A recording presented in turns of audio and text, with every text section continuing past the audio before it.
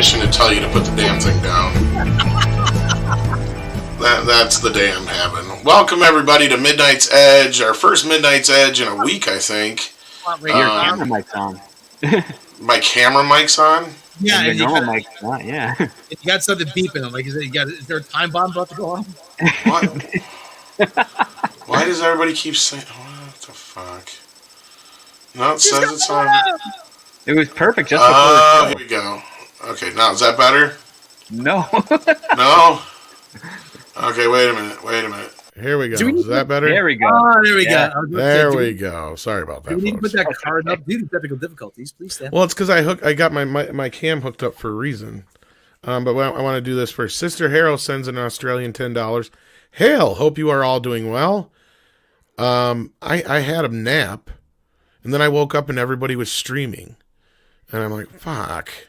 Popular hour right now, yeah. I thought it was Friday. I had a lot of things to do today, but you know what I did instead? I took a nap. It was a very good nap. But anyway, here, let me turn my camera on here for a minute. Normally I don't like being on camera because I got a face for radio, but I got a package. I'm nice. Ooh, big package. Are you gonna open it on air? Yeah. I know what it is.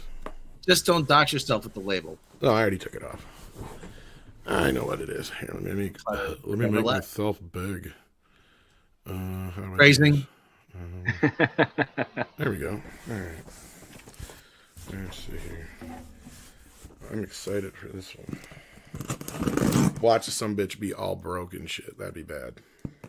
Well, maybe it's got the popcorn styrofoam in there for protection. I hope so. Well, here's the thing. This got sent to the wrong address, sent back, and then finally sent to the right address. So this is actually like 2 weeks late.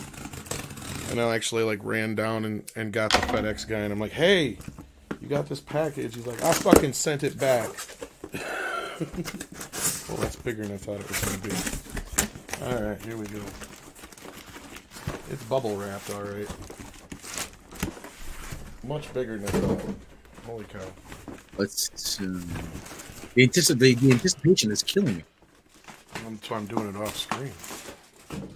We've got Toka and Razar. Oh, from Ninja nice. Turtles 2.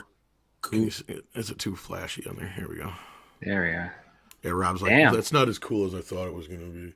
Still pretty cool. Yeah, it's got the garbage. It's got the hubcap shield and everything. Yeah. They're bigger than I thought they'd be. They're supposed to go with the 7-inch ones. They quit doing the bigger 12-inch one. Like, the last one they did was Shredder and the Foot Soldiers, and they quit. They didn't do Splinter or any of the rest. I don't know why. Well, there you go. That was fun. No, it's pretty cool. All right. So the big news going on right now. Chris Evans evidently is supposedly in talks to come back to the MCU, but not so fast. While everybody's jumping on this news, Chris Evans decided to make a tweet. Let me see if I can get that up here. Shows how prepared I was tonight, huh?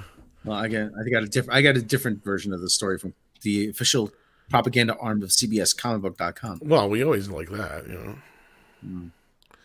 Hey, don't forget tomorrow's WandaVision. Yeah. Already? That's right. It drops, 3 a.m. Eastern Standard? Wow.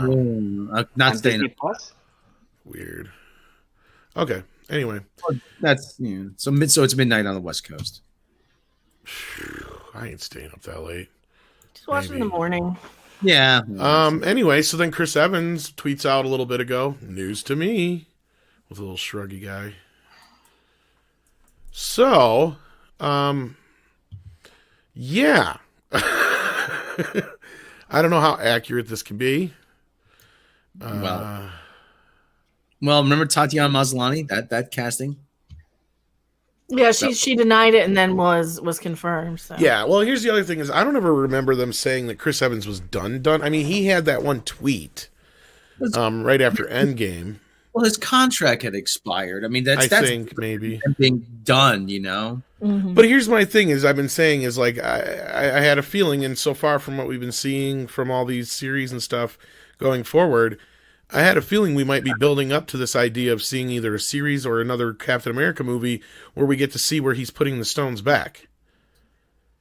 So yeah, I'm curious you got a if that's what's going miniseries on. with that. You got a miniseries with that premise. Well, and all the series are kind of revolved around that, kind of, especially like the Loki series is revolved around that part of the story, and shit like that. So I mean, You got what 6 episodes for 6 stones? You can do that. yeah, that's what I'm saying. Like, so I don't think it's necessarily off the table. I think Chris Evans is having a little fun with us. I don't know. What do you guys think? Rob, do you think that Evans is going to come back and this is just him having some fun? I have no idea. I have no. I'd like to, as much as I'd like to see him come back. I'm not sure. Well, and just for the record, Marvel had no comment, which doesn't mean much, but usually when they say no comment or they don't deny, that's almost like a soft confirmation. Am I right, script? Yeah, it's like a non-denial denial, so to speak. Yeah. Just no comment means that whatever's in the works, they are not privy to talk about at the moment. So it and the other part too is the reason they don't do that because there's some superstition in Hollywood. They don't want to jinx any sort of potential deal before it happens. Yeah. So if the ink's not dry, they're not going to make any official announcement yet. Non-disclosure. Yep. Yeah. Well, I have. Oops, I happen to have though, Tom, exclusive audio. I was able to. I actually know what. Speaking of Marvel, I got a preview of WandaVision, and Vision's not adjusting to domestic life very well. This is what I had to say. I want the kids in bed by night. I want the dog fed, the yard watered, and the gate locked. And get a note to the milk. No more cheese. So as you can hear, Vision not adjusting to domestic life very well. I hate Sounds it like when Lloyd you leave, Bridges. when you leave little notes on my pillow. We were out of cornflakes. F you. It took me an hour and a half to figure out that F you meant Felix Unger. I can't take it anymore. That's the joke there. FU, not my version of FU, which is Vermont University. That is just my favorite line in that movie. Well, that movie, that play, yeah. Or play, yeah, whatever. No, it's both. Like, yeah. That's really the one. Yeah, go ahead. Yeah, well, yeah. That's one of the few acting ambitions I ever had was to play Oscar Madison. Well, that's just Neil Simon's most tightest fucking work. Yeah, I mean, it's like, it's it's a study in how to do great dialogue. Because you have two characters in the same situation that are complete opposites of each other. For 90% of the play, yeah. Yeah. Actually, probably more than that because most of the outdoors scenes and whatnot were all added for the movie. Like the play is just pretty straightforward. Yeah, I've seen the play a few times. Yeah, it's only the first scene where there's more than 2 people on stage, right? Because it's the poker scene. It's always well, everything happens within the apartment in the play. Yeah, all the poker games. It starts with the poker game. Yeah, in the play. But the movie starts off with Felix going through town and the strip joint and all that stuff, and then he checks into a hotel and he's going to kill himself and shit. Yeah. Yeah. I am. I would. Let me tell you. It's like I said, and we see how many times the idea has been brought back. Though I mean, 2.5 Men is just the odd couple. Pretty much. Well, and I've even seen a female. You know what? I've even seen a female version of the Odd Couple, and I didn't hate it. It was the same thing. Well, no. What they did is they just took women and played all the roles. It was the same movie or same play, just with women is all it was. Yeah. It does work. I mean, you can definitely have the archetypes are broad enough. So yeah, it was pretty straightforward. I mean, at that when they did that at that time, it was like way back, what, 30, 20 years ago, roughly? Oh, it's got to be 40 years ago, close to 40 years. No. I mean the gender swap. The gender swap play. Because one of my theater coaches was actually, she was in one of the tours of it, I guess, or something or other. So yeah, she was talking about the all-female version of it because we did the regular version, but yeah. Anyway, Chris Evans should come back as both Captain America and the Human Torch. They should have a ton of screen time together, and only Deadpool notices. Captain America, that would be hilarious. That'd be funny. And it's in the realm of possibility now, except for I don't know if Fox wants to call any attention to any of the other Fantastic Fours. But you never know. You never know. Never say never, right? Well, That's right. actually, I read somewhere, well, rumors. Doctor Doom is going to be introduced as the new big bad for Phase 4. Yeah, I've heard a couple of rumors just in the last half hour, but mostly not from anyone I know inside, but just like through some of the news trades. So what was it like? One new rumor is like Doctor Doom is going to put Atlantis and Wakanda at war with each other somehow, kind of like a Civil War thing, which I don't know if I buy that. Seems like it's retreading something that's already been done. And somewhere out there, someone is saying, Idris Elba should play Doctor Doom. Where do I vote? Yeah. But yeah, so the Captain America never came back in the time portal. Do you think he'd be like hanging around the background? There'd be two Captain Americas on that battlefield? I mean, technically to a point, from Endgame there's the Captain America that's living out life with Peggy, and another one that's in the Arctic, frozen. Yeah, but he still has to put all the stones back though, so we have to see all that. So got to see that adventure. When I saw the ending, spoilers, but come on, it's been what, a year and a half? It's almost 2 years, yeah. Almost 2 years. Endgame, yeah, 2 years. When he goes to put the stones back, and then he's sitting there as an old man. My first reaction was like, "Oh, that's so sweet. He went to go live out, his life with Peggy Carter." My first reaction was, "You selfish prick! Why would?" He goes, "Great. Now the world has denied Captain America. Thanks a lot." No, he's still there. I know. Just this is the alternate He's got version. two sons, possibly with at least 50% of his super soldier serum in him. Kick-ass sons. Well, and I think here's the funny thing is a lot of this comes on the heels of, what was it, Anthony Mackie saying that no, he does not technically take over the role of Cap, and actually it's something that keeps that is covered in the series about him and Sebastian Stan's character going back and forth about it a little bit. So I think it'll be interesting to see. I mean, I've always liked Captain America, and I know Rob and I are big supporters of the original film. Like, we feel like it's always overlooked. Everybody always talks about Winter Soldier and shit like that, but nobody ever brings up the original film. One of Joe Johnson. Oh yeah, Joe Dante's Cap. Joe Johnston's, yeah. Joe Johnson's. I get those guys confused. They're both Joes. No, but like, to me, I mean, outside of maybe like the Guardians movies, Captain America is arguably one of the best MCU films. I would say Captain America: The First Avenger is really, really good because here's the thing, like in the screenwriting terms, there's always like your hero has a flaw to overcome that forges them in fire to be the hero, and Steve Rogers in that Captain America film, he doesn't really obviously have any type of flaw that you can clearly identify. Like Tony Stark has his arrogance, and Thor has his hubris. But Captain America, he doesn't. He's just an innocent guy trying to do the best thing. He has a physical flaw, which is helped by someone else. But there's also, I guess, the confidence with his desire to sort of pull the trigger with Peggy. Yeah, there's that. There's a few things you could. He has like an apprehension a little bit to him, and I've been trying to explore that a bit more because he's kind of the nerd. He's kind of the nerd who gets everything handed to him.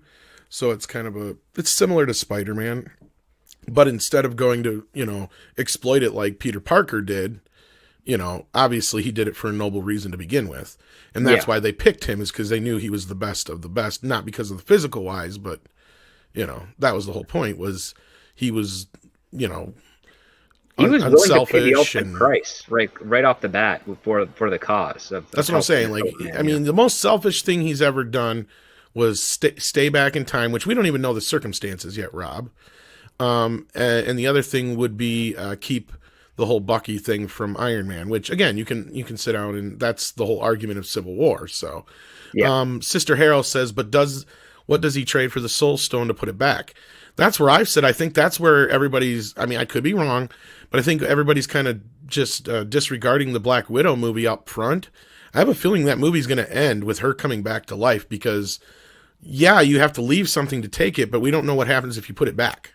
Yep. So if you put it back, what if you get her back? That could be one of the... Or does he have to choose for whomever else was sacrificed for the Soul Stone? Because there's two lives that we know of for sure, Gamora and Black Widow. But those are technically two different stones, too. That's the thing, is we have the situation where you have the multiple timelines. And then again, we know that Guardians of the Galaxy 3 is supposed to follow that storyline because from what we heard, Chris Pratt's character, Star-Lord, doesn't like the new Gamora. He wants his old Gamora back because she can't stand him. So that'll be interesting to see, Sister Harrow. Again, I mean, I take this with a grain of salt right now after Chris Evans put that up on Twitter, but like you guys pointed out, we've seen this before. Mecca, I haven't really got to ask you straight up. What do you think? Do you think he's really coming back, or do you think this is just a bunch of Hollywood hooey? He'll probably come back at least for a cameo. At least as a send-off to something. So. Well, wasn't he reported to be in a cameo in the Loki show? I think so. And I think they could really explore a lot of that, even if they just see him from behind. Just for the reoccurring America's ass joke. What do you think, Script? I haven't got to ask you straight up yet either. Yeah, I'm actually don't know really what to think about this. It just feels like more Hollywood type of politics, so to speak. Are we going? Are we not? Let's just garner some interest. Let's see what happens, or let's just get stuff spinning up right before we launch the first Marvel Disney Plus show and see where we can how much we can ride out with that new introduction. So. There you go. Ian says, with $2, thank you so much. Is anyone on the panel going to review Run, Hide, Fight? This is the first I've heard of it, so I can't answer that. I don't know about you guys, if you've heard of it yet. This is that's the is that the one that the Daily Wire picked up? Not sure. Like I said, I've never heard anything about it. First, I'll check into it. But yeah, so until then, I can't really comment. But unless Mecca or Rob know what it is, I have no clue. No, I haven't heard of it. I'll check it out though. Thor is actually going to be in, the Guardians of the Galaxy. I think they're going to be in a cameo in Thor, from what I heard, because they got to drop him off or whatever yet. Because I think I think Chris Hemsworth is supposed to be in his movie and Guardians. So you're crossing over. Yeah, you're crossing over for both. Yeah. I don't know how much in each, but I mean, maybe they'll just cross over in the one part. But we'll have to see. It's interesting to see. And I've been hearing a lot more Fantastic Four rumblings, which I think we kind of predicted that if anything, they would mess with the Fantastic Four before they would the X-Men anyway. I do have a little bit of news that's kind of off the cuff. I don't have anything to show for it, but basically, I guess they're working on a Karate Kid the musical. I shit you not. I guess it's being workshopped right now, but I don't know much more than that. If it's as funny as Evil Dead the musical, I would be impressed. I haven't seen all of these like revival musicals or whatever you want to call them, jukebox musicals but like that was what kind of confused me, was like I know the Footloose one was rather popular. And when they remade that movie, I'm like, why didn't they just do the musical version? I mean, that's why I didn't mind the Producers remake. It's like, I don't care about it. I didn't like it. I don't care for the musical version, but I'm like, it doesn't really trample on the original. Same thing with Hairspray. You know what I mean? Like, yep. They're different enough that it's a movie version of the musical. It's not the same thing. So when they did Footloose, I was just like, whatever. Okay. But now, like this, I'm curious. I'm assuming they'll end up using a lot of the music from the soundtrack, because that's kind of the way these things go. That's why I called it these jukebox musicals or whatever, because that's generally what they happen to do. Is they just take, like, that's what Footloose did. from my recollection. I didn't see the Army Evil Dead musical, but I heard it was pretty funny or good or whatever. Oh yeah, I was in Toronto when it was doing its initial run, and it was really small. They had this place off of Bloor Street, I think it was, and it was a small little theater, probably only fit like 50 people, and the stage was tiny, and they had a splatter shield for you because there was blood going everywhere, and yeah, you could drink at the same time. It was a great romp. I actually have the first T-shirts they have, which has one of the title songs, which is "What the fuck is that?" So shit, I gotta change one of my songs for Night of the Living Dead, the musical, then, because it actually has a line that's pretty much throughout the song like that.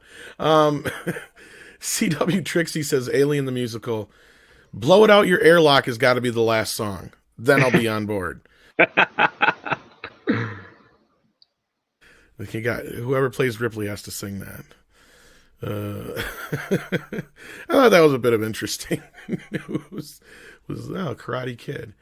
In other big news, Ray Fisher is either fired or walked away from the DCEU. Is his last name really Smollett? I'm curious. He's the great French actor Juicy Smollett. Because he can't seem to keep any of his stories straight. And I get it. There's a lot of people even in our community who support this guy. But I don't get it. I don't see it.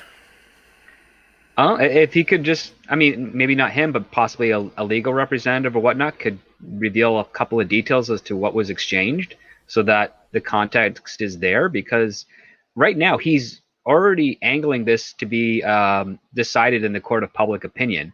But I don't know of any legit charges being filed outside of requesting investigations internally, which is always kind of suspect because even in Hollywood, when things have crossed the line, the studios do want to do internal investigations, but they usually always bring in at least one outside investigator from the authorities to verify stuff, especially if nobody up high really knows what the heck is going on, because if charges have to be made, charges need to be made.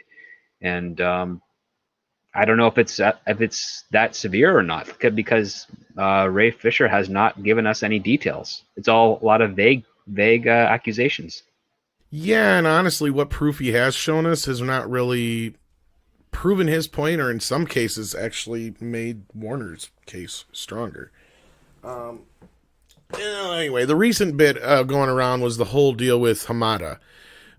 He had stated last week, and this is where I come with the Smollett deals, because he had stated last week, I'm not coming back if Hamada's still there, and basically insinuating that he quit since Hamada wasn't removed. And then, what was it, yesterday afternoon, he posted some long diatribe thing about he was fired from the role. So again, I guess it all depends. He's the one who's made it both ways. Like, it's not like the press has done this. You know what I mean?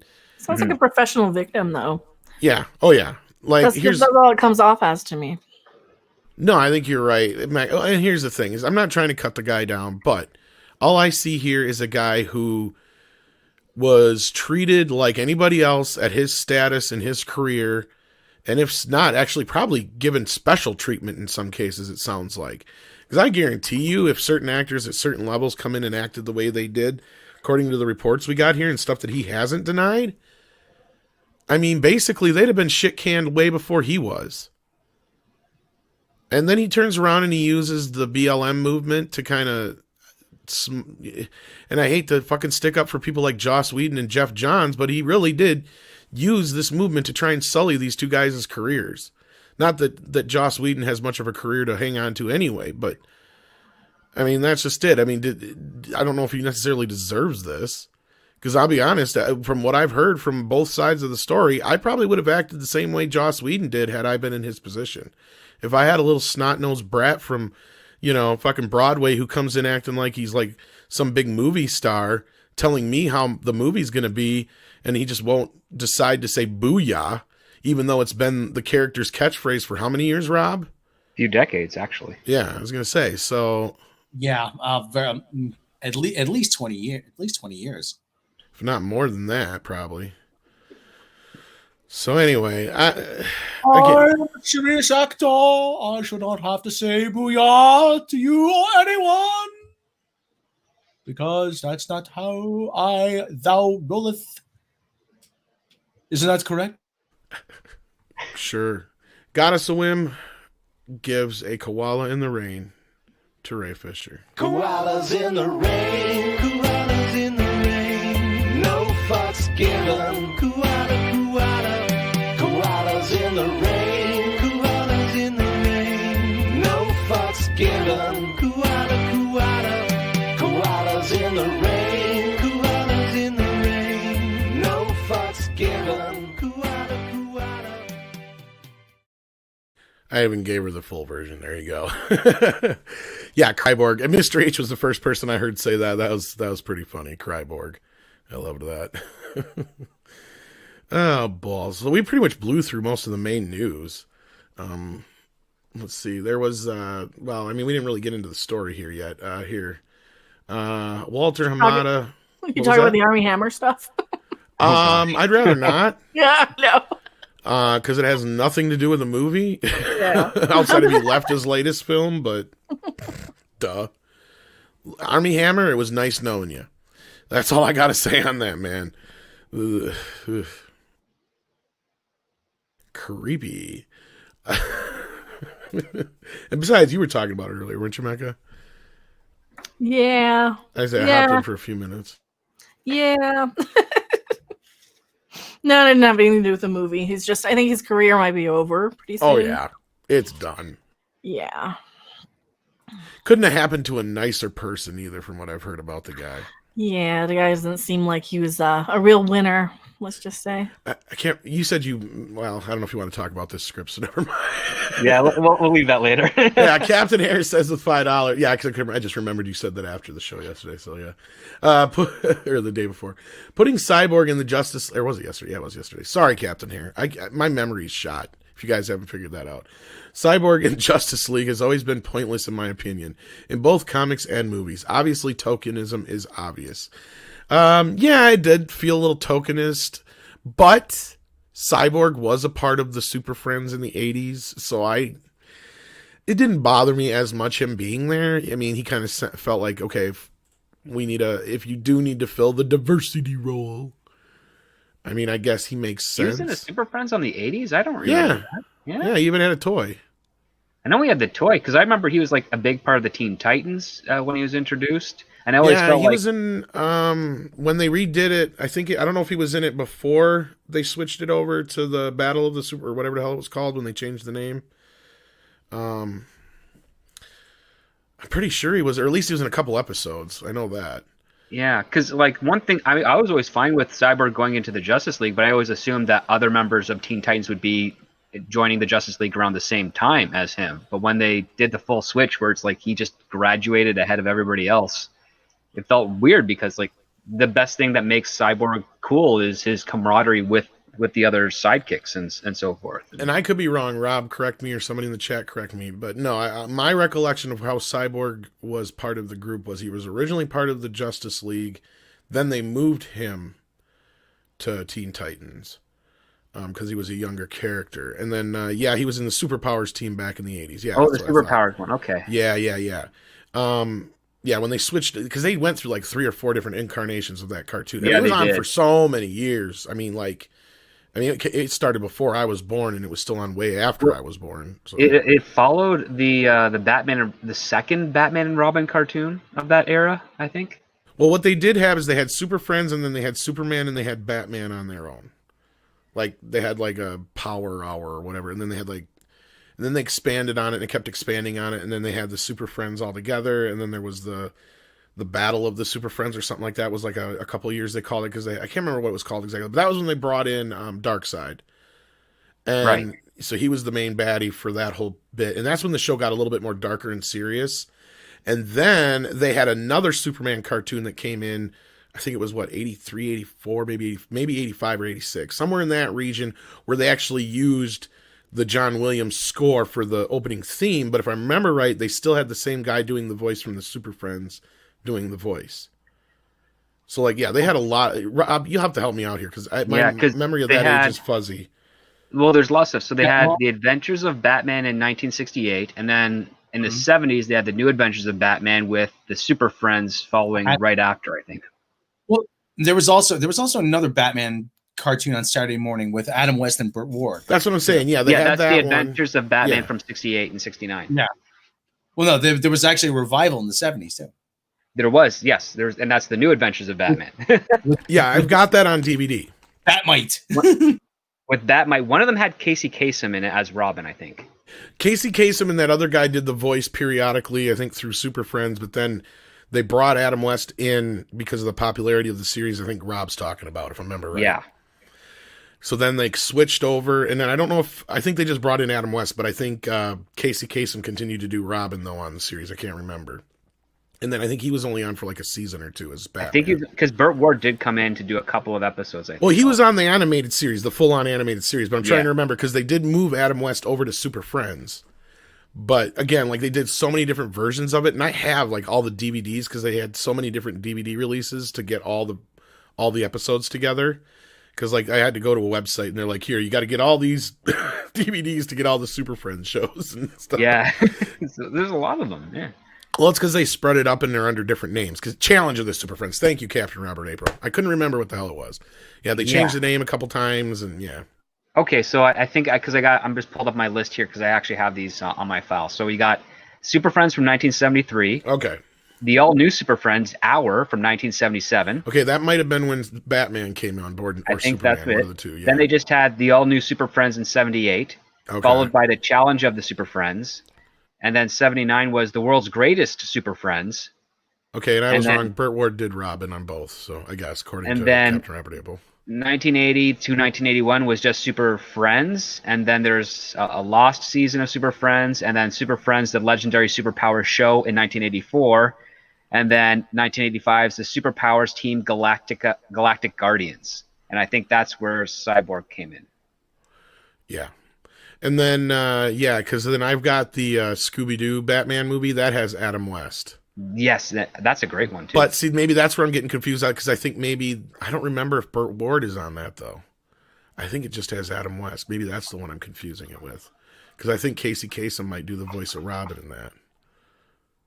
Somebody remind me out there, because I haven't watched it yet. I got the Blu-rays, but I know Adam West does the voice of Batman, but I'm not sure about Burt Ward. That's how interesting this is. Yeah, Stephen Odden, who said, oh, yawn. Yeah, like, we really don't care. I mean... We'd rather talk about anything other than Ray Fisher, okay? Yeah, like, what else can you say about Ray Fisher? And fucking Hamada had fuck all to do with Justice League, so I don't know why he's keying in on his ass. Just because he's the head of the DC properties at Warner Brothers. But here's the other part, too. Didn't Ray Fisher say he wouldn't work with Hamada? But in that relationship, you don't work with Hamada, you work for Hamada. Exactly. Well, not only that, maybe he's pissy because wasn't he supposed to get a Cyborg solo movie? And I'm pretty sure there's probably talks of one.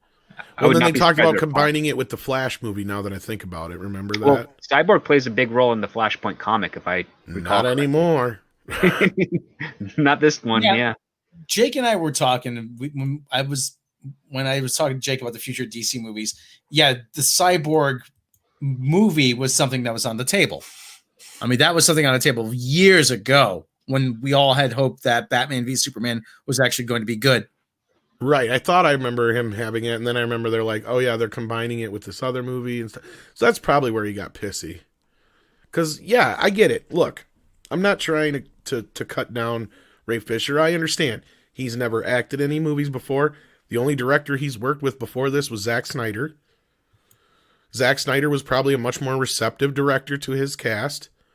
You know, he probably sat there and listened to every idea that Ray Fisher had. And he may have even incorporated some of those ideas. But Joss Whedon came in. He had a job to do. He was told, you have until this date to get this movie done.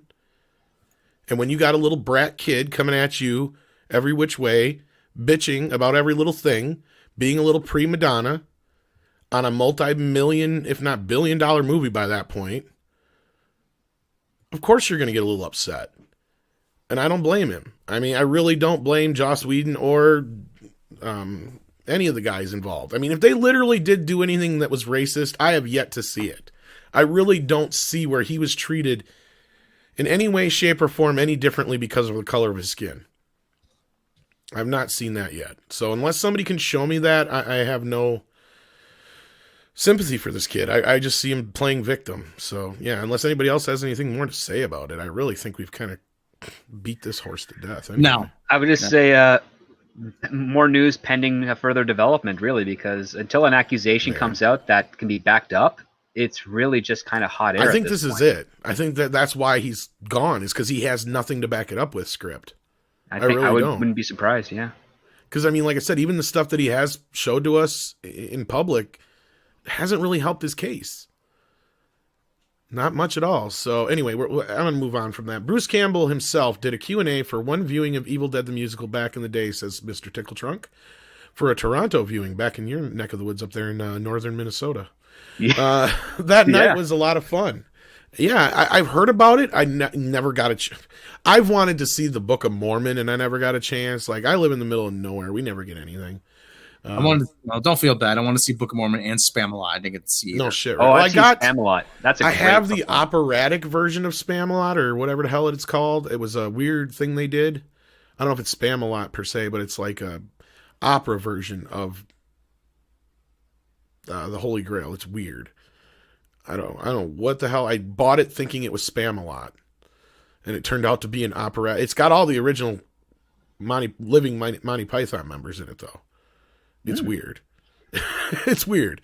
But yeah, I was totally taken off guard by it because I really thought it was just like a recorded version of the Spamalot musical, and it wasn't.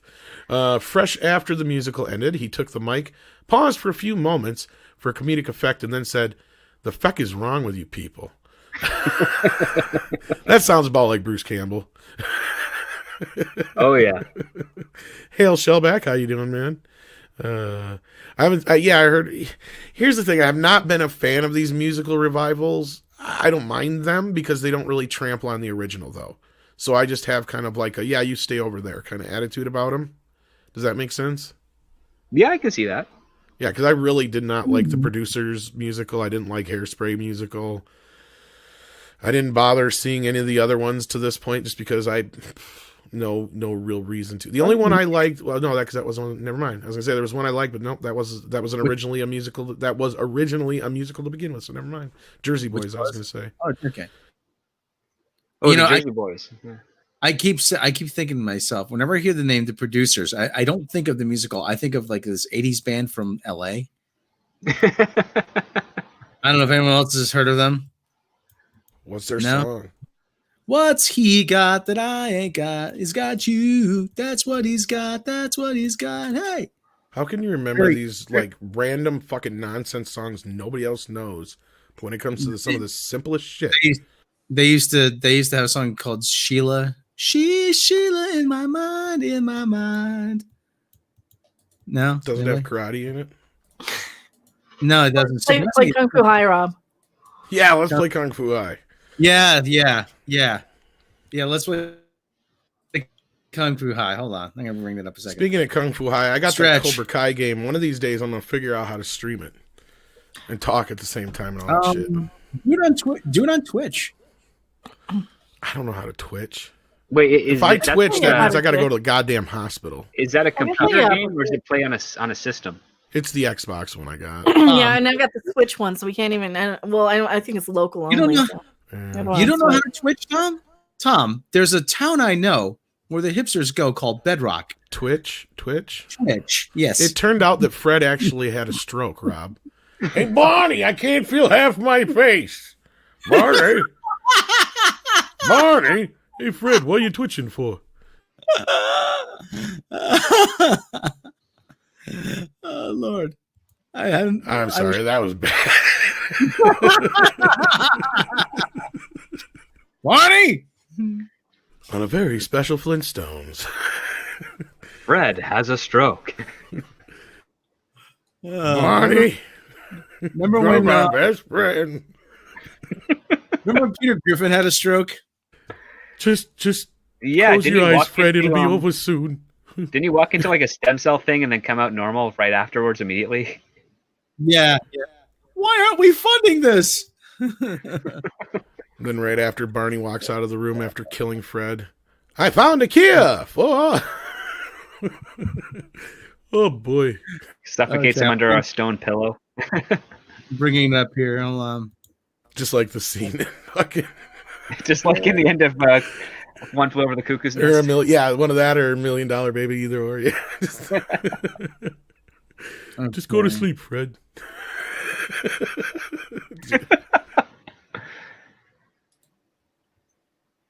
Okay, can you see that? All right, here it is. It's up. Ready? Come. Hopefully, the sound will be playing. Well, you got your Well, should- sound thing up, so you should be good. Yeah, it should say some.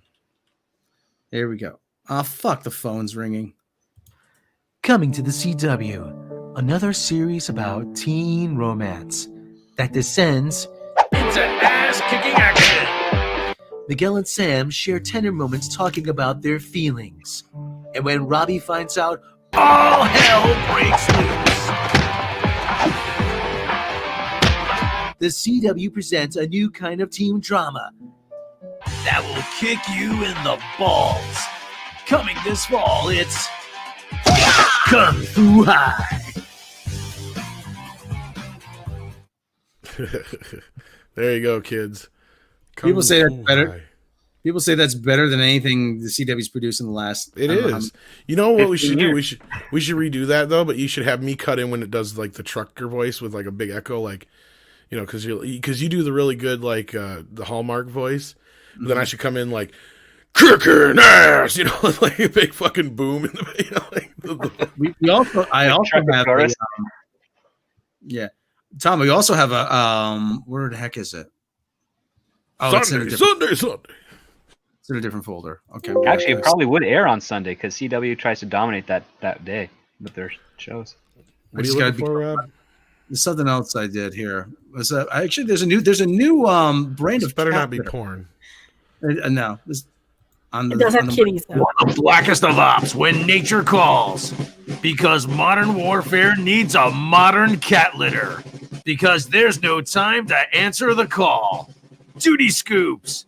Leave no kitty behind. So this is a shit you do when you're not doing work.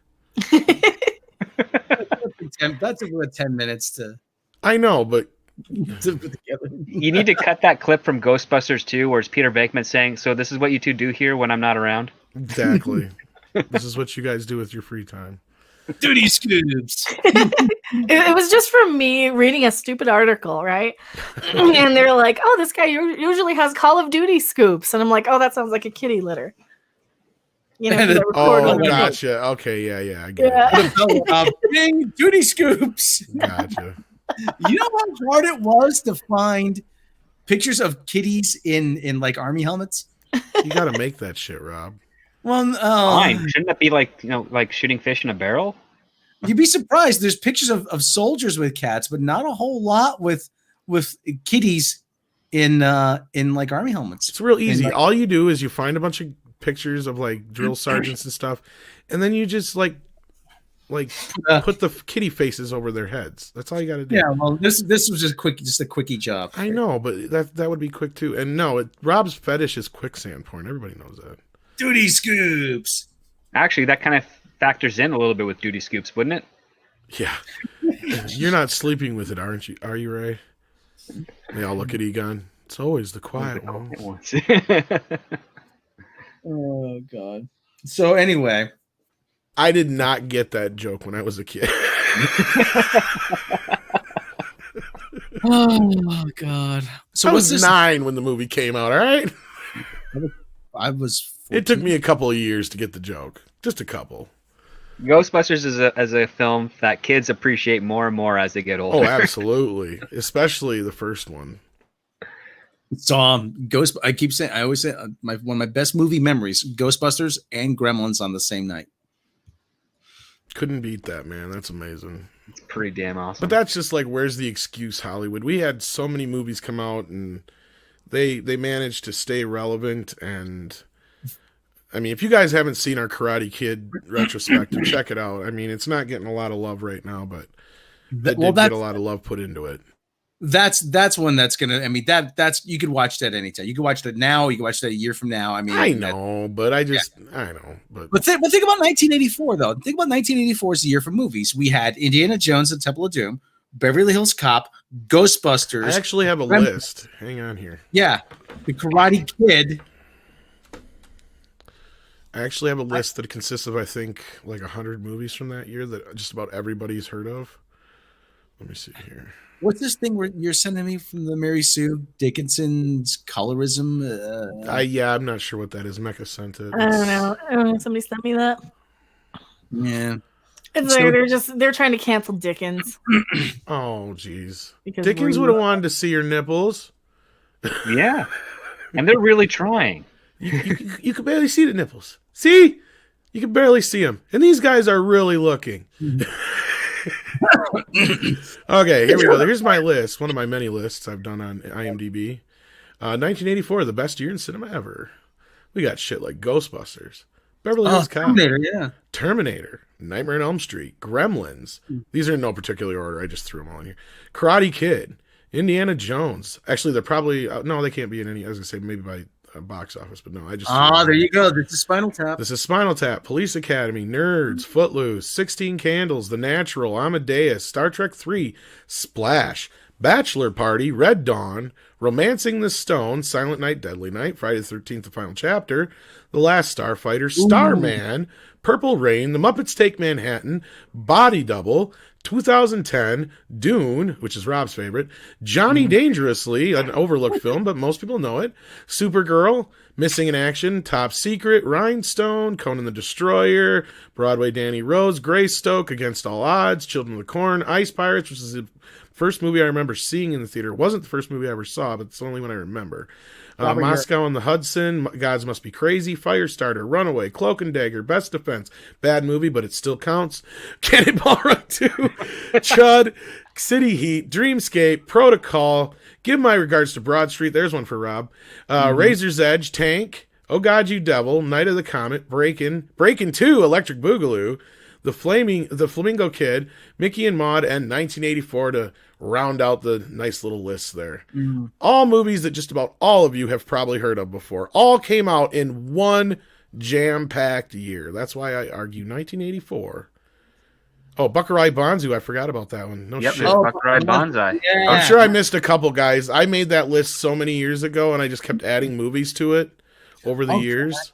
I haven't seen Watch Party, Buckaroo Banzai. Never-Ending Story, I forgot to put that one on the list as well. There's even more movies. I'm sure there's more that I could throw on there. I just started throwing movies on there over the time. Predator is actually 87. But anyway, we got a couple super chats here. Thank you so much, Captain Hare. Says, did someone say Ghostbusters 2016 watch party? I'll make popcorn. Tom, grab the Blu-ray. Mecha, strap Rob down. She might have to trick him. Rob will be like, this is not what I thought was happening. You are inhuman. You tricked me with sex and BDSM. Gotta have the camera on Rob for his reaction. Yeah. DCB Titan, thank you so much, says, if you want drawn pictures of a cat in army helmets, look up Cat Shit 1. There's a comic based in World War II. Now you just made what Rob's going to be looking for the next week. Hold on. I'm going there. One episode anime. Oh, it's an anime. Okay. Based in Afghanistan. Oh, there you go. Rob, I know what he's going to be watching for the rest of the week. It's Afghanistan animation? Never heard of that before. Catch it one trailer. That's Okay. from Super Troopers. Yeah, I know. Dr. Coffin Nails. I did that list way back in the early to mid 2000s or whatever. As you've seen the last day I added anything to it on there, if you're paying attention, it was 2011, I think it was. So yeah, it was a list I was just constantly throwing movies on. And yeah, I can't believe some of the ones I forgot, like Neverending Story, a few others. I haven't been on IMDb in so long. That's the other thing. I used to be a contributor. I mean, I can go on there right now and add shit if I wanted to and edit shit. But yeah, I haven't played on there in so long. It's not as fun as it used to be. Well, when it was bought by Amazon, it changed. Yeah, they got rid of the forums. They used to have a lot more cool shit in there to kind of just... I mean, you could spend all day... It was a community, yeah. Yeah, I mean, you could spend all day just going through movies and shit in there, and they had all kinds of neat stuff to go through, and they got rid of half the fun stuff, seems like. But anyway, that's just me pissing and moaning about the past. At least I got Taka and Razor. They're fucking huge. They got a lot of stuff in here to play with. Bang! They got the pipe. They're infants. Okay, All right, they're they're stupid infants. Oh, Terminator's for free with ads on YouTube. Yeah, almost every MGM movie is now. That's how desperate those fuckers are. Speaking of, now we're getting more rumors again that No Time to Die is going to be pushed off. Does that mean I wonder if that means that all the negotiations have stalled. You know what? Even though I'm a Bond fan, at this point, I don't care anymore. Just like knowing everything I know about this movie, it's just like, please, just spare us from the disaster it's going to be. Now you guys are reminding me of movies I got to add to my list. It's driving me nuts. Freaking big ass! I don't want to. I don't want to see those big ass teeth insulting Daniel Craig. Hello, Mr. Bond. You know. Well, that's what the whole movie is. Stay in your lane. And now you're gonna get banned for body shaming. Yeah. Put it in your name. There's that too.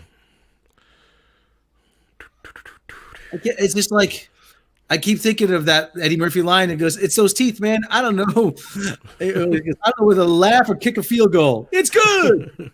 Oh God, that's horrible. Oh come on, we're all thinking it. Okay, I have forgotten how to add shit. I'm sorry. The teeth are inescapable. You look at Lashana Lynch; those teeth are just begging to escape from behind those lips, like the alien mouth within a mouth. I'm gonna have to mess with this later. All right, You got to. I can't figure out how to add titles to Austin Powers didn't have teeth that bad. it. Yeah, baby. Austin Powers, he's the man For you. Yeah. Oh God. Oh. But like I said, the whole idea of just Daniel Craig's Bond being emasculated. And I know you call him the ugly Bond, Mecca. Yeah. But still, at the same time, Casino Royale is still He's one of my. not ugly. He's rugged. Yeah. I don't like Skyfall as much as I did when I saw it in the theater. But Quantum of Solace was. I don't think it's a stinker. Everybody says it is. Spectre was horrible. But Robert Meyer Burnett's right. We haven't seen him be James Bond, and the idea that he's going to be emasculated and saddled with a kid. Really, you're going to make him a deadbeat dad as like the ultimate insult? Well, it sounds like he's been there, but his kid ends up getting kidnapped or whatever. We've never seen this. We've never seen a James Bond movie like this before. There's a reason why, because it's a stupid fuck idea. I like that. You know what's a better idea? Duty scoops. That's a better idea. I ran out of fucks to give, like, I think 2 years ago now. I've got so, like, oh, you guys have no idea how physically irritated I got with this fucking video we dropped today on Star Trek Discovery.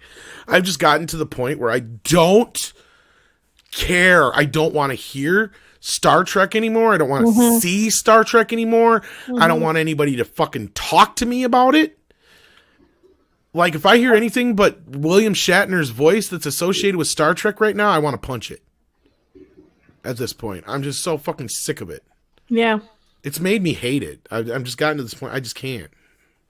Well, anyway, I can't deal with the actors. I can't deal with the fucking people on Twitter. I can't deal with, I don't want to, I don't even want to mess. I don't care. The Dreckies. I don't care about the rumors.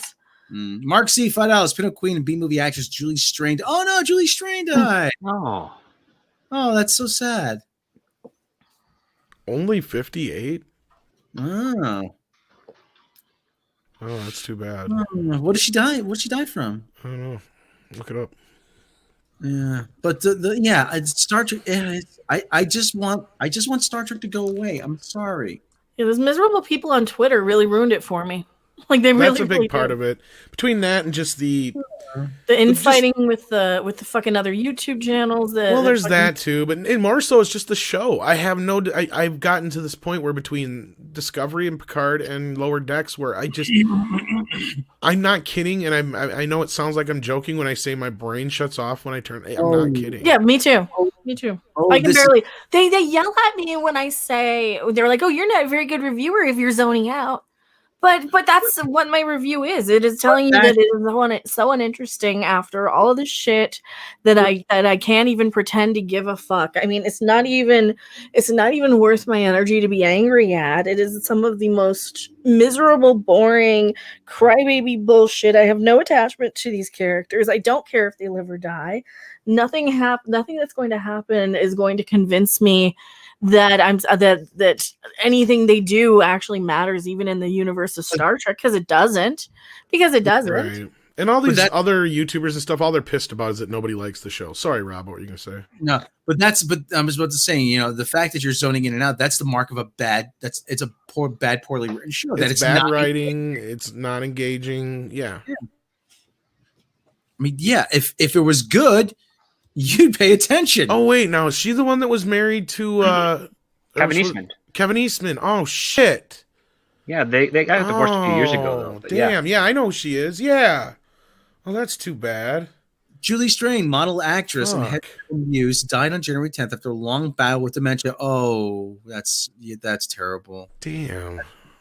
Yeah, she was gorgeous too. Oh my god. Well, my condolences to her family and friends, man. That sucks. The 6'1" Strain, tall drink of water there. 6'1" Strain, constant presence in heavy metal during the 90s, posing as a strong warrior woman for contributors including Olivia de Berardinis, Simon Bisley, Luis Arroyo, and others. Her association with heavy metal. Yeah, she was in FOC too. Yeah. Yeah. When she served as a model and voice for the animated movie heroine Julie in the film Heavy Metal 2000 and spin-off sequel video game Heavy Metal FOC 2.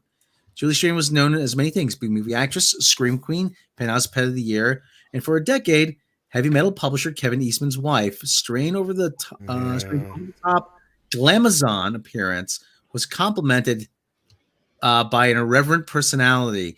Julie knew what she was doing and was pretty ridiculous, and she embraced it. See, that's the thing. See,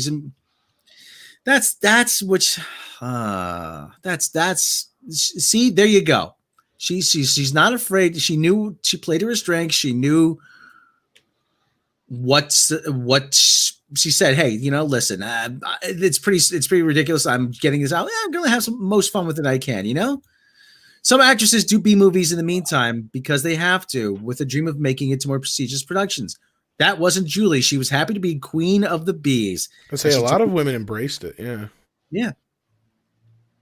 I'm the chick they call when they want a gun-toting Amazon bitch, Barbarella, merciless bitch with a machine gun.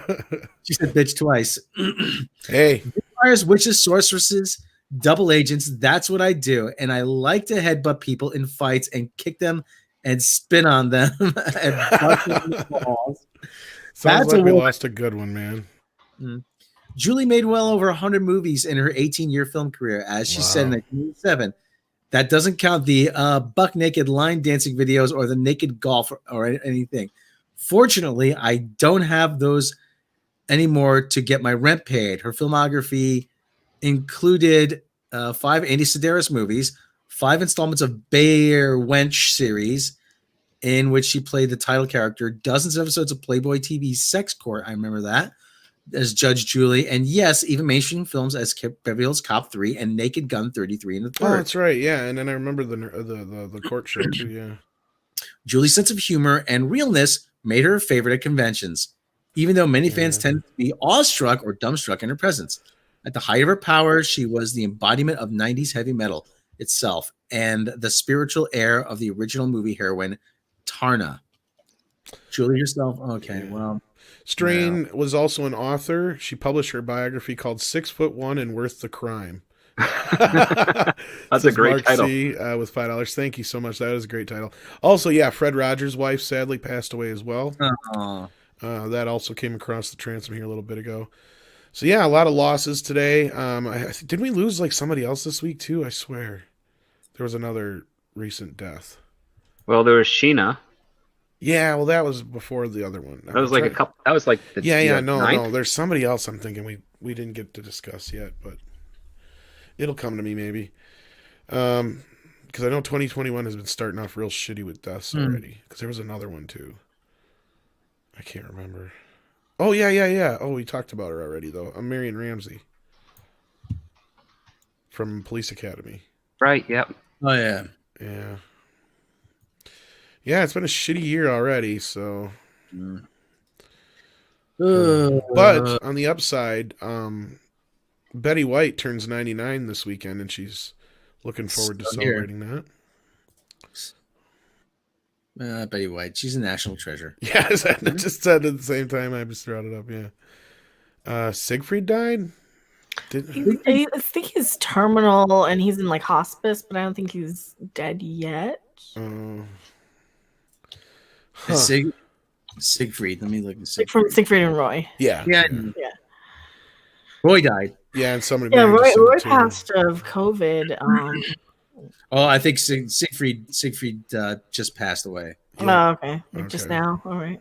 Yeah, Hell Siegfried. of a year. Jesus. Yeah, it's 2 weeks in, and already it's taking a heck of a toll on everybody.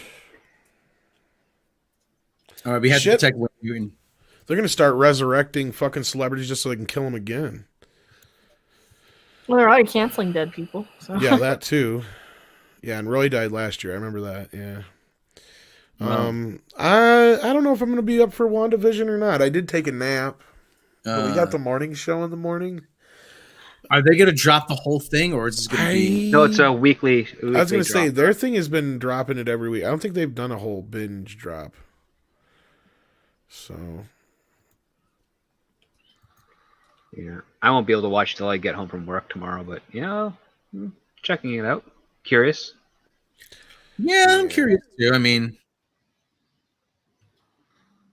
I'm sure we'll have to watch it. Just watch it like when I get up. I don't want to stay up for it. Yeah, I'm not sure. It depends on if I'm up, I might. Depends on my mood. you know, it used to be the days where I say, no problem. I'll go to a movie, go to a midnight screening. Nope. See you later. Ian Slater says, I'm starting to think Betty White is a Highlander.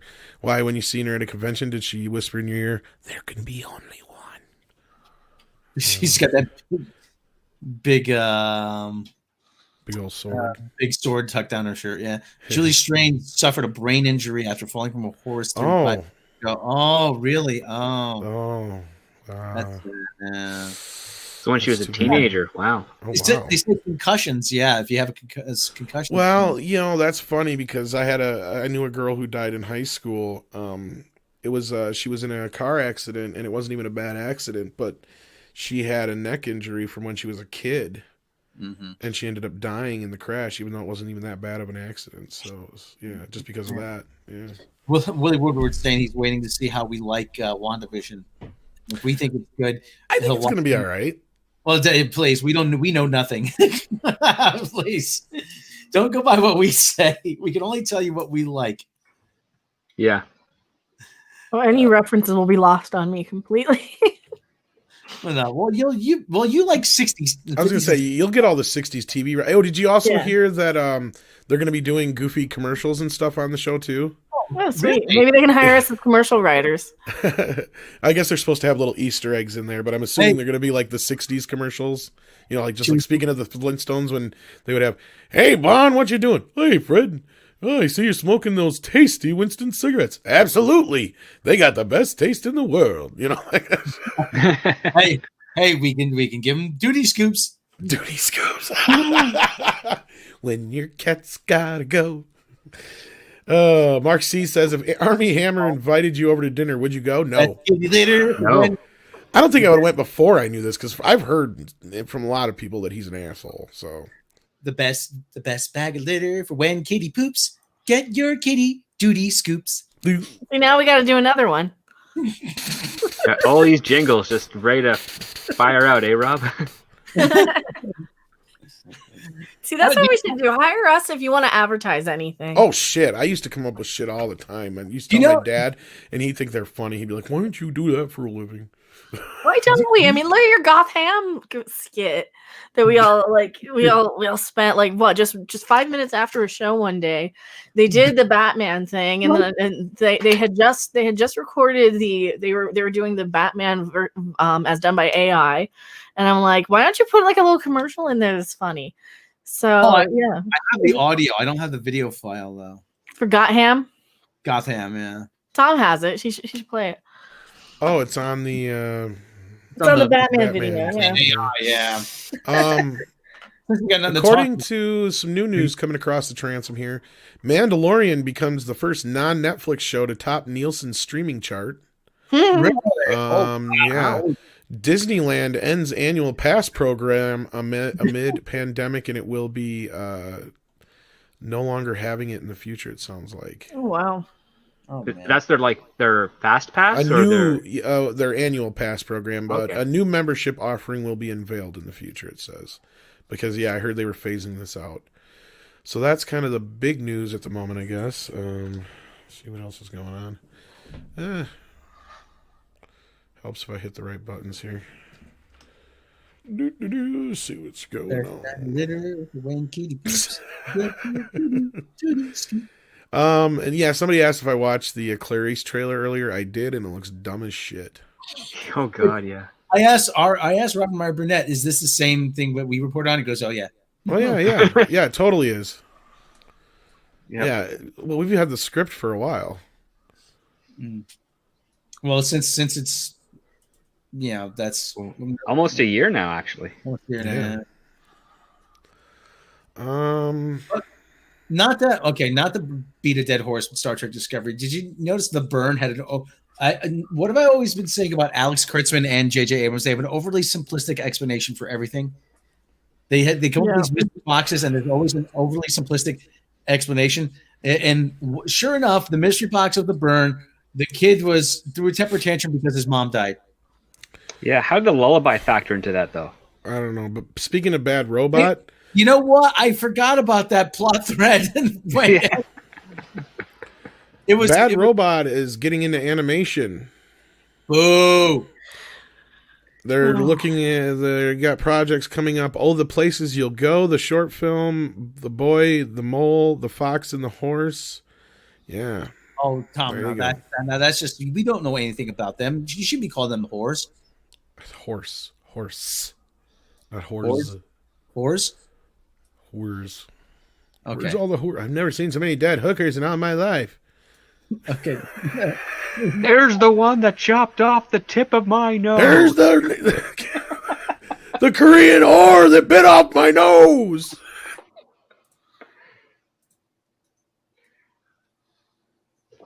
Best part is they end up getting married. It's And she and she bites his fucking nose again. That is such an underrated film. Bob Saget directed that. Yeah, Bob Saget. Was that Rob? John Willis. So the kid was in the chat. So the kid was Q and snapped his fingers. Conflicts like that. No, It was just stupid. He threw a fit and it caused the burn. Because he had some reaction to radiation that killed his family except for him. He was born around the dilithium planet, and the It dilithium. absorbed the radiation of dilithium into its genome so it could communicate somehow through sound waves and subspace with dilithium that caused a resonance throughout the entire galaxy. No, Oh, I don't know what you not just how said. that works. But my brain has just rejected it. Fragoff Felgercraft says Tom Disney will no longer pick up hotel guests from Orlando Airport with their bus services and luggage pickup. Late extra hours for guests at park are cut too. And script, you know that when they came up with that in the writer's room, they looked at each other like, yeah, yeah. Oh, there was a round of applause, I'm sure. Oh yeah, I forgot there is another bit of news that we keep forgetting to hit on. What? Miss KK lost another director. Well, Feige. No. No, The Willow director, the John. Willow director. What's his name? Cho, right? Cho, yeah.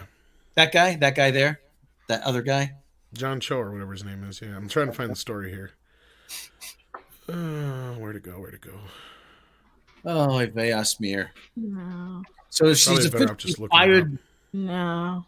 So should we have like the KK John director- Chu. Sorry, John Chu. John Chu, that's it, yes. Yeah. Should we have like the KK director Deadpool? I'm like, see how long they're gonna last. She loses more directors than she actually works with in the end. That's the funny thing. Yeah. Well, he's expecting a kid during the time of the actual production. I think that's why he's backing away. Oh, Or well at least then what he's that's saying. no fucking fun.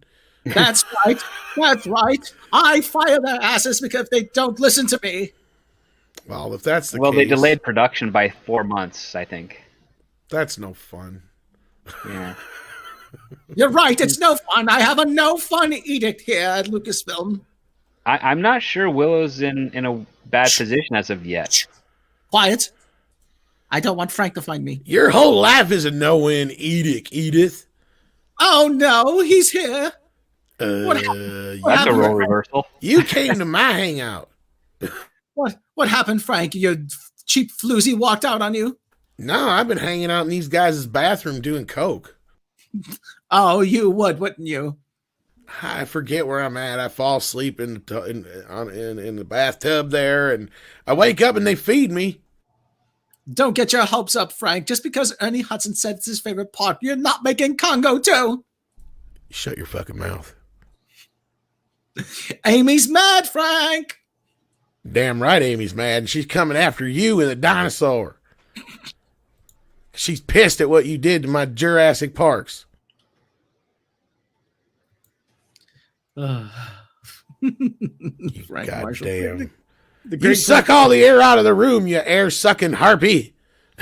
the great Frank Marshall and Kathleen Kennedy, everybody. The places you'll go, woke.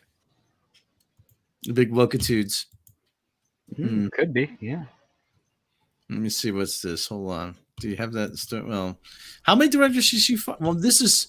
Well, let's see. She's fired or lost is kind of the umbrella of terms. Or they quit. Okay, well, Yeah, like they Gareth lost. Edwards got replaced. Okay, one. Josh Trank. Two. Yeah.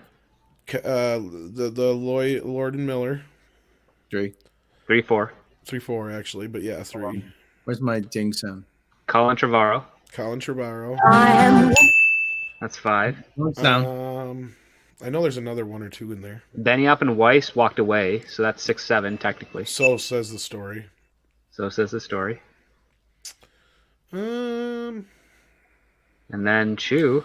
Well, there was the rumor that Mangold was supposed to make. Oh, Spielberg technically for Indiana Jones. Yeah, Spielberg technically for Indiana Jones, but then Mangold, who is on Indiana Jones now, he claims he was never up for Boba Fett, but I don't believe that. I think he's just playing ball because he got given Indiana Jones, but I can't back that up. Mr. Tickletrunk says, why don't people review The Expanse instead? Watch some good sci-fi to cleanse you of Trek. The Expanse deserves your time. New fake Trek don't. Yeah, actually, Andre's going to make us start watching that. And all the wonderful amounts of time that I have to watch things, but yeah. Oh, bummer. Well, it's good, so at least we can look forward to it from what we've heard, you know. I don't so. like it though. Oh, well, we'll see if I we know, but I don't like anything. Oh, there's always a chance that there's a chance I could like it. There's a chance I might not like it. I don't know.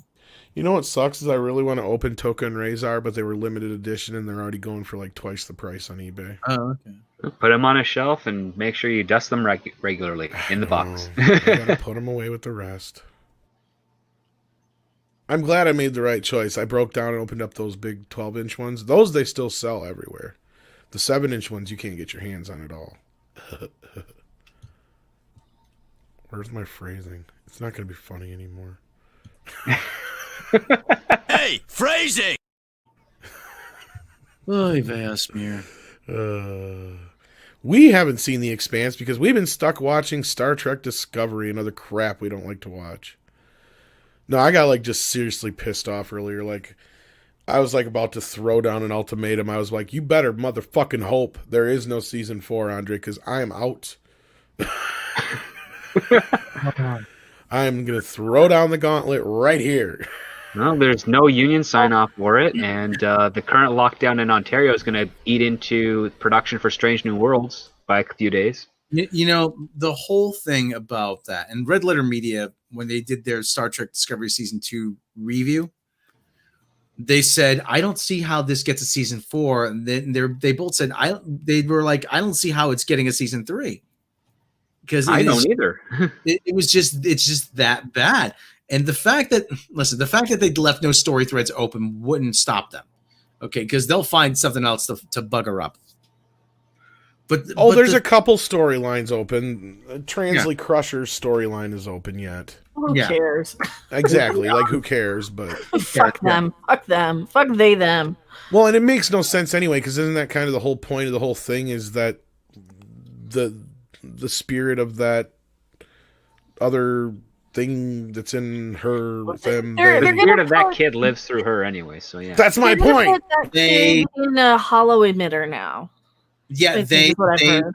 they were on a gigantic holodeck or holo program, and they needed to find a way. No, I know, but she's like bitching. He, she, them, they is bitching like that they're so alone, and it's like, wait a minute though, isn't that like crossing over in your species? Like that's how you go on to your other side or whatever. It makes You no die, sense. and a copy of your memories retained Yeah. in the symbiont. Yeah. Like, you shouldn't have the fact that the character is having the emotional breakdown of loneliness, because it makes no fucking sense to me. I'm really trying to get my head around it. I have no idea. It's just to have an excuse to have them cry on screen. Well, yeah, and separate them so we have this stupid fucking character. So they can have double representation. Exactly. Well, that's all this show is anymore, is fucking representation. They even had to make fucking Saru gay. Gotta represent. Was he? I didn't even notice that. Oh, he When was did all he chummy say? with his boyfriend. Sure looked like it. The holographic basement dwelling. Yeah, I can't remember his species. Kelpian. the big Oh, baby. boy. Oh, I said that calling them Kelpians because they eat kelp is like calling us Bovians because we eat kelp. That's what it's like. True. That is very true, Rob. Or Burgerians. Well, we eat a lot more than just bovine, though. That's the thing. Well, but still, though, but that's the basic idea. No, I get what you're saying, though. Yeah. No, they call them Kelpians because they don't have any fucking imaginations. That's why. Pretty much. I mean, they were basically sentient cows, anyways, for another Well, yeah. species. Between that and then they look like they're fucking now like something thing is, you'd eat I at fucking Red Lobster. Let's call them Kelpians. See, now I don't think they're boyfriend. I think he's just showing him like, look, the night sky. Fuck you. He's totally like got his other hand. Kidding, on that's his junk. makeout peak on Kamini or whatever. Exactly. He's got his hand on his junk. This dude's got his hand on his ass. Look at his smile on his face. That is the smile of a man who just got a blowjob. isn't that one basically a child though? So it's He's 125, 130 years Just old. let me or have my weird fantasy. If they get theirs, I get mine. It's my truth. Well, it's Fuck like off. the people trying to bank Bowser now from Oh, I Mario. saw that on your thing earlier. What the hell?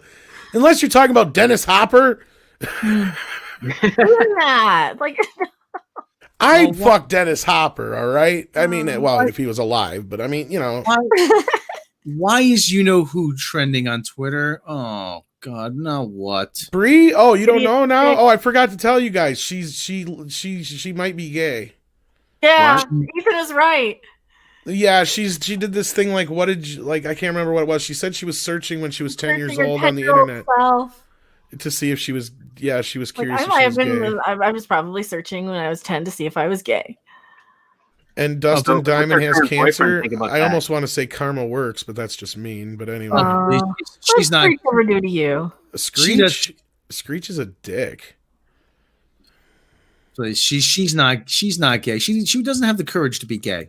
You should know, Mecca. You've been in Wisconsin before. He walks into a bar and acts like he was like all king shit and everything. Anyway, never mind. Screech is from Wisconsin. I hope well, he's not from Wisconsin. He married some chick and moved here.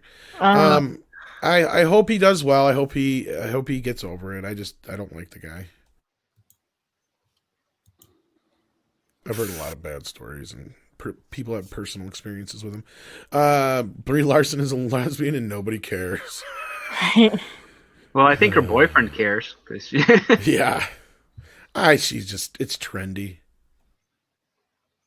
Lesbian chic, as they used to call it. Yeah, and like I said, I don't wish him any ill will, but whatever. Well, this I can see it's trending because the LGBT XYZ EIEIO community can get to claim a star in the Marvel universe. Of course. Don't they already got Tessa Thompson? Yeah. Who? But yeah, yes, they do. Tessa Thompson doesn't even have Tessa Thompson. Oh shit. Yeah, it sucks. I used to actually like her until she got stupid. She just wants a lightsaber. It's not a lightsaber. A lightsaber. Stay out of trouble. God. I just see people. Hey there, little girl. You just see people say you want to ride the subway again? I tell you, I never ride in the subway. Like, that's where all the creepy people and dirty people ride. I'm so above that. I'm Brie Larson. I don't think Brie Larson would last a week in New York. Fuck no. If she had to live like an actual New Yorker, ride the subway, and like eat at a little deli or a Brie bodega. Larson probably couldn't order a pizza.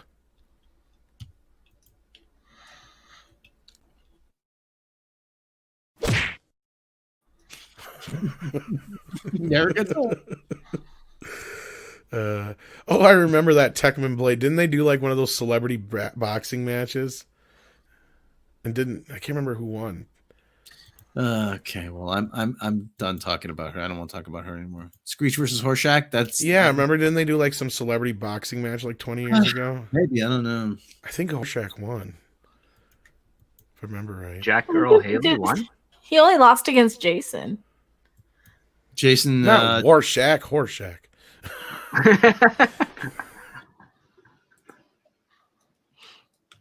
Cecil would win. Cecil wins against everybody. Yeah. He would just whisper in their ear something weird. If this is all done later, I'll lick your balls. And then they're like, what? And then he just kidding. You're done. Well, maybe. Oh, for God's sake. Oh, Lord. Oh, yeah. By the way, Drunk 3PO actually made Fox News. Congratulations, Drunk 3PO. Really? Gina Carano, yeah. Oh, how you like that? Good for You him. didn't see that? No, I did not see That's that. how much you get on Twitter, huh? Or at least you look at my Twitter. Let's see if you find. Let's see if there's a link to the stream. That's. Well, congratulations for Drunk. He's getting his moment in the sun. That's awesome. Yeah. As Andy Warhol said, everyone will be famous for 15 Oh, I minutes. thought everybody wants to fuck me up the ass, but okay. Yeah. Freaking. This is a song of David Bowie's album, Hunky Dory, Andy Warhol. I think all of them slept with Andy Warhol. Warhol. It's Warhol. I was like watching, because I throw weird shit on in the background when I'm working, and then there was these commercials played, and there was some weird PSA from the 80s, and he was in it, and I'm like, holy shit. I'm Andy Warhol. I'm Andy Warhol. Just say no to drugs, or you'll turn out like me. Say no to drugs, or else you'll paint tomato soup cans. Oh, Lord. And you'll become very rich doing it. Petbridge Farms remembers. Patrick Palm remembers. Oh, we got a super chat from Nelson Sharetta. Says, one kid cries, galaxy-wide disaster. Makes sense. Yeah. Yeah. Well, it's Star Trek Discovery. What do you expect? What about Eric Kelly? I'm sorry. I'm not sure. The PSA, I think it was no to drugs, if that's what you meant. Lou Reed had some balls on him, though. Drugs. I stopped. You shouldn't start. Well, you owe your whole career You to look drugs. good when you were high. He's lying his ass off, too. He didn't have a good album out and after he got clean. Oh, yeah. Did he really? Oh. I thought I he don't know, was more jacked Velvet up on Underground. heroin. I was going to say, I thought he was jacked up on heroin his whole life. But No, I think he quit after a while. did he? Oh. Megan was pissed at me, though, because I mistook the Velvet Underground for the Modern Lovers. I was talking, the song Roadrunner. Mm-hmm. Yeah, I was like, where do I get the Velvet Underground from? But I was driving past the Stop and Shop, and I said, this is actually where the song applies right now. Gonna ride by the Stop and Shop with the radio on.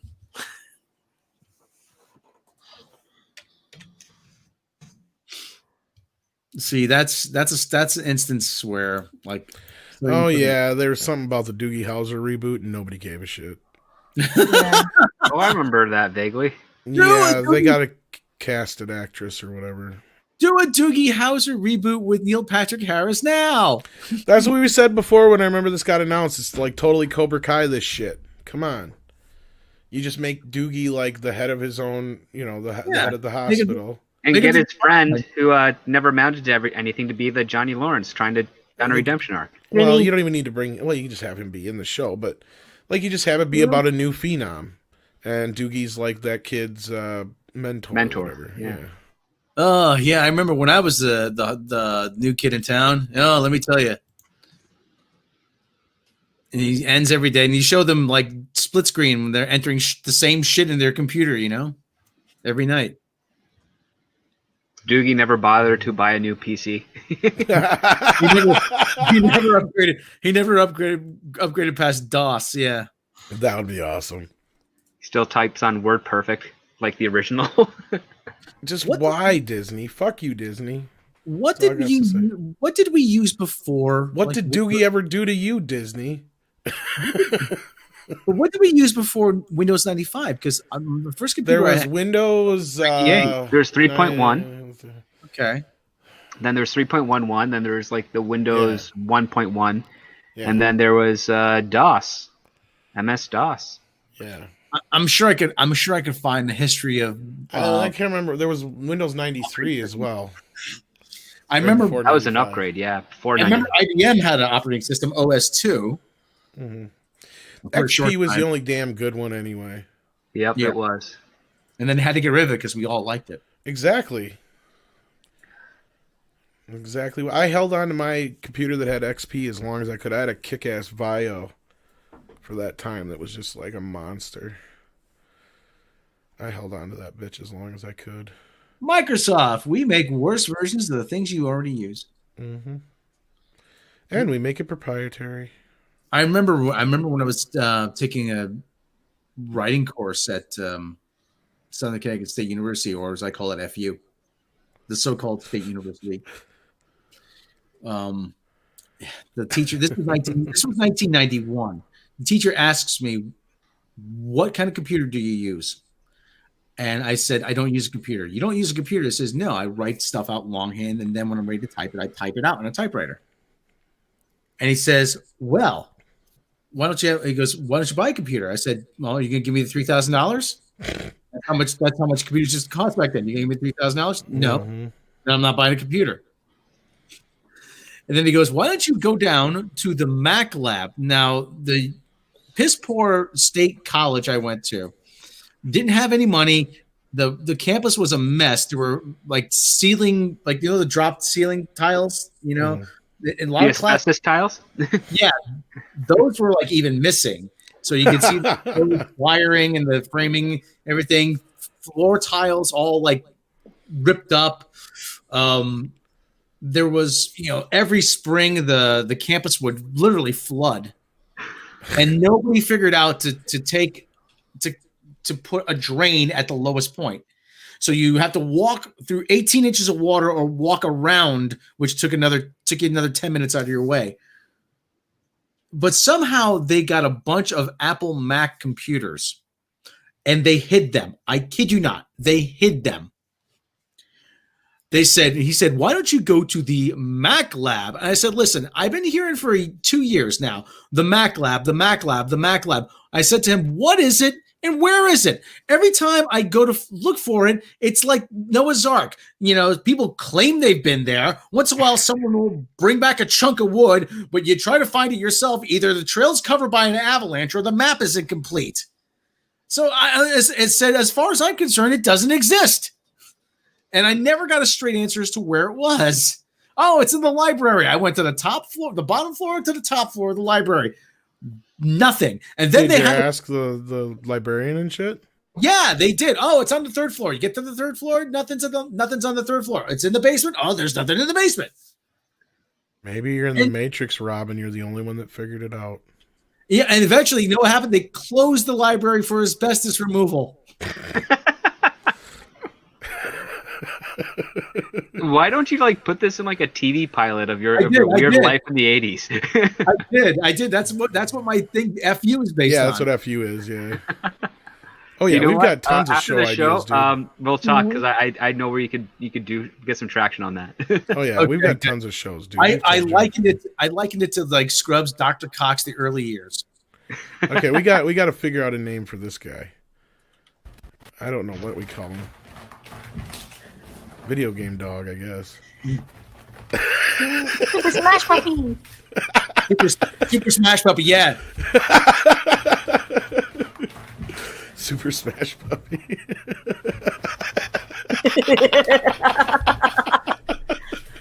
He's Fox though, isn't he? I think so. That's one of the biggest belly laughs I've heard you ever do, Mecca. He's so cute. That one came from deep in the Mecca belly. I don't think I've ever heard you laugh like that. You get a Super Smash Puppy today. I think I'm just proud of my joke. Super Smash. Andrew Hammerslag says, I'm made from 100% asbestos. Oh, you laughed at him wiggling back and forth. It was just perfect with the. Yeah. I like that. People send me dogs all the time. I think I want to get a puppy or something, or a cat or something. I don't mean real dogs. I meant the video. Yeah, I think I want to get one now. I don't know. I already got one that's enough. She's a pain in my ass. There was one. I mean, and, like, who wouldn't want a bunch of like little pet videos? I'm trying to find the one somebody sent me earlier today. It's so quiet and boring out here, and then I get it's about like, two. Oh, I got another bit of news here. I forgot about. You got the squirrel. Well, yeah, but Fluffernutter blew away probably last night. So I named the squirrel in the tree Fluffernutter. And then we had it really windy yesterday. We were supposed to have like 80-mile-an-hour winds. It didn't get that windy. So I didn't see him today. So I'm like, oh, he probably either blew away or he's hiding. So I'll be back. I'll be back. Well, Kevin Smith has finished a first draft of Clerks 3. Did he cry? Yes, I'm sure he did. We got the first few seconds of the script. Exteriors, quick stop, pre-dawn. You know. Is the parentheses supposed to be a voiceover? What's going Yeah, on there? it's Dante.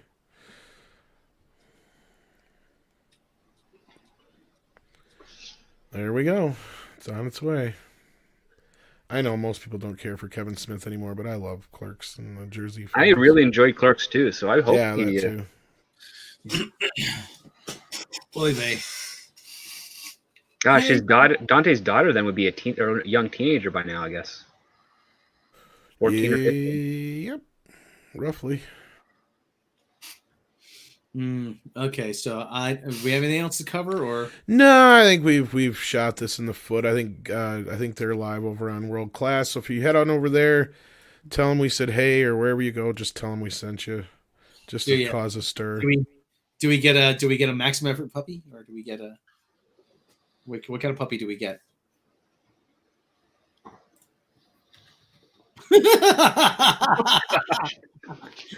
Oh, look at him.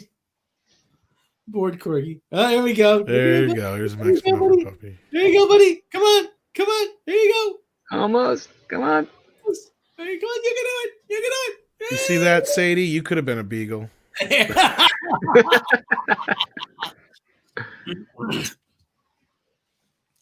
Yeah, Clerks the animated series. If you guys haven't seen that, check out all 6 episodes. It's fucking hilarious. Oh yeah. What was that, Rob? Adam Wall for $5. Rob, it was a secret room. It was behind War and Peace. It's like the Batcave. My friend had the same problem when he was in college. You had to pull on the You had to pull the statue of book the on head. War and Peace to open up the secret. I always say I didn't go to college. I went to Southern Connecticut State U, which is the same thing as not going to college. And they still take your money. Yeah. They raised tuition 35% over the course of 3 years. Wow. Yeah. Well, Yeah. thank you so much, Adam Mulford, and thank you all for listening, and thank you all for the super chats. We appreciate it. If it wasn't for you guys, we wouldn't be able to do this stuff because we know we're a pain in the ass. We're a bunch of lazy puppies. We know it. There you go. Yeah. Lazy Play this theme from puppy. Superman. Dun, dun, dun, dun, dun, dun, dun. Turn. I need an iRobot with a lazy puppy. That's Sadie's, actually, that's the kind of dog I've wanted my whole life, is a British Bulldog. Sadie's gonna break it on you though. Oh, God, she would. She just broke my fucking... Get this shit. I'm sitting up here earlier, and I hear a big fucking bang, and I'm like, what the fuck is going on downstairs? I go downstairs, she fucking knocked some movies off of the fucking end table, and she broke my fucking dust mop thing when when you sweep it into the, what do you call it? Dustpan. Dustpan? She broke my fucking dustpan. I don't know how the hell she did it. What the fuck she did, I don't know. But she broke it. So I'm like, Jesus Christ. And if it's not her, it's the goddamn cat. He's knocked my one speaker over I don't know how many fucking times now. That's why you call him asshole. Yeah, it is. He stands on top of it, and then when he jumps, it goes flying. It's like a small, thin, kind of tall speaker. And it's weighty enough. He shouldn't be so, but his fat ass is just knocking it around. He's an asshole. He is. He's a real asshole. Yeah. Well, that's the other reason why I was kind of irritable this morning, because, like, fucking, I've been out of his dry cat food for 2 days, and motherfucker has not let me forget it. and it was like, I only get certain, with all this pandemic crap, I only get certain times of the day I can do shit. So, like, Andre's, telling me this, that, and the other about the video, and I'm sitting there waiting to hear back, and it's like, I gotta go do this shit. I got a cat who's literally up my ass. He just will not leave me the fuck alone. He's like, hey, Dad, guess what? I'm out of cat food. Yeah, I know. Hey, Dad, guess what? What? I'm going to stick my head in your face and remind you I'm out of cat food. Hey, Dad, guess what? What? I'm clawing your leg. I'm out of cat food. I mean, he just will not, he is insufferable when it comes to that. And it doesn't matter. Once you give it to him, he'll look at it, and then he'll look at you, and he's like, all right, cool. And then he'll walk away. He won't eat it. That's right. Oh, God. His canned cat food, what I can't, I'm trying to figure it out. At first I thought he was trying to bury it, but I think he's trying to hide it, so I give him more cat food. Because he keeps knocking it off the counter and knocking it under things and moving things on top of it and everything. I'm trying to figure this out for the longest time. And I think the little sneaky shit thinks if I don't see it, I'll give him another can. Because he don't like to eat it once he gets about 2/3 of the way down. Because then it don't have no more gravy. He'll lick the top layer with the gravy and shit, and then he's done. Then he wants a new can. And he'll get persistent. Put tinfoil on top of where you don't want him. Do they not like tinfoil? I never thought of that, but there you go. Lemon juice. Cats hate lemons. Really? My cat would love lemons probably, just because he's an asshole. He'd do it just to be an asshole. They don't like, from what I heard, they don't like citrus. They don't like citrus because That's it's very possible. Yeah. Well, if it gets on their paws, it irritates them. So. All right. There you go. Okay. That's the Earth's not flat, because if it was, cats would knock shit off it. Damn right. I did learn, though, that they will not knock things over that have liquid in it. I learned that. Yours probably would, though. Mine probably would. I haven't given him that opportunity. He has spilled his water dishes before, but that's when he's trying to hide his food or whatever. He'll accidentally knock the dish. I mean, he hasn't, like, deliberately flipped it or anything. You know what I mean? Not that I know of, anyway. Oh, cats don't listen. They don't care. Cats will literally walk up and let you know that they're ignoring you.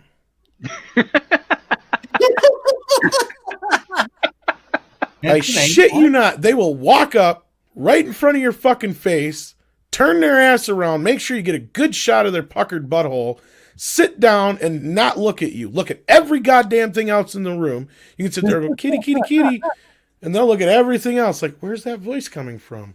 I don't know, because I'm ignoring you. That's what they do. And then when you're busy as shit, that's when, like, hey, by the way, it's 3:00, time for me to get pet. We got an appointment here, buddy. And they don't let you forget it. Anyway, I'm sure all you cat owners know what I'm talking about. Cats, the movie. My movie with my asshole cat would probably be infinitely more entertaining. Cats are like a bad dating relationship. They are. If you think about it, you do everything in the world for a cat. The only time they want to spend time with you is when you're on the toilet. They're passive aggressive. They are. Like, you're sitting there, I'm like, I'm trying to go to the bathroom, kitty. No, you can get the fuck out of my pants. What are you doing? Oh, this looks like a good place to lay. My cat does that to me all the time. It would It's like, be dude. horrible to see a woman actually do that, though. Just sit in here. You don't have time for me, but when you do, it's when I'm busy. Not all cats are dogs. Oh, yeah. I mean, my cat's a good kitty. He's a good kitty. He's a loving kitty. He's a very, he's a very personable kitty. He's one of those cats that's not real skittish about when people show up, Like, he'll come right up and get on your lap and be like, hey, motherfucker, how you doing? Time to pet me. I don't know you, but pet me. He don't give a shit. He thinks he's a dog, I swear. Well, I think he was raised with dogs to begin with. And then, yeah. Because he's always been a rough and tumble kitty. A very rough and tumble kitty. Even when he was a kitten. But, all right, kids. Rob has to go to the bathroom. Probably. You know what? I'm going to do this just because I'm so pissed at Star Trek right now. Midnight's Edge presents Real Boneheads of Cinema. Real boneheads of cinema. Today we salute you, Alex Kurtzman. You cultural fucking locust. You've taken a beloved 50-year-old science fiction franchise and completely destroyed it. Oh, it didn't live long and prosper. Likeable characters? Who needs them when we've got Mikey Spock? She's just a plank of wood. So pour up cold beer and celebrate a special kind of stupidity that ruins Star Trek forever.